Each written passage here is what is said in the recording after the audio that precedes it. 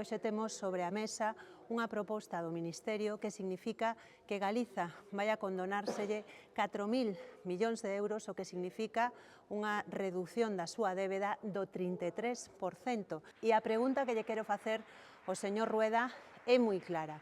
Vai aceptar a quita da débeda negociada polo BNG que lle permite a Galiza forrar 4.000 millóns de euros ou vai obedecer ás ordes do señor Feijóo desde Madrid en contra de aceptar esta quita, en contra dos intereses dos galegos e das galegas?